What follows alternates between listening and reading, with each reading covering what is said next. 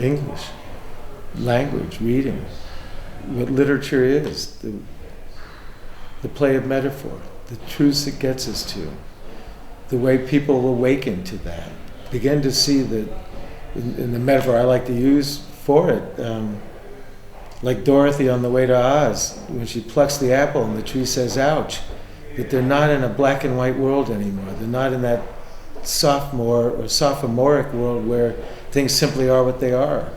And they begin to realize everything, therefore, is aglow with meaning. Everything needs interpreting. Everything needs to be read. I've got my own view of that. Basically, it's a mixture of things. I'm happy to have the kids go crazy. I delight in that. And when they do, that's wonderful. And you can help them do that. You can prime the pump. Others are better, I think, at priming the pump that way than I am.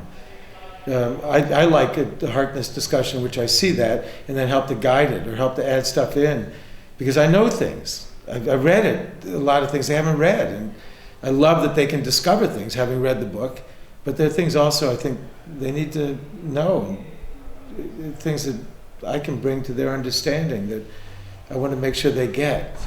It's something that comes to me when I'm coaching, and I realize the truth that what we're doing has these connections with the stuff that's going on in the classroom. But the major thing that's going on when I'm coaching is that it isn't like teaching in one sense. It's like preparing for life. It's much more active, and it's much more about making decisions under real pressure. The pressure in a classroom is real enough. It's not the same, though. Of course, this isn't really life. It isn't, in the famous metaphor about sports and war, it isn't war, whatever the playing fields of Eton might have meant, or the way that West Point has always looked at football as being a kind of substitute for war. Of course, it's not those things. It's a game. But the difficulty of keeping your cool and thinking clearly in the moment when you're chasing a ball that's spinning rapidly and everything's in the balance, including, as yesterday, right to the very last, the success of the team, of Lawrenceville in general.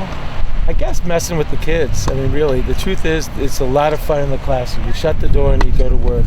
You play around with those books, you play around with those kids' minds, and you hope that some things begin to happen in them. In English, you hope especially that they begin to understand what's going on in a play or a poem or a novel, that they understand the way it connects to them, the way that the poetry works, which is, to my mind anyway, metaphorically always. It's sort of a bridge to ourselves. It's a way of representing ourselves. It's true to me, at least, that literature is always about the human condition. So it's representations of us. Yes, it's also a story about a battle, or it's a story about a love affair, or it's a story about an adventure, but it always will be at bottom a depicting of these conflicting strains that make up a human being. So that's the thing I care about.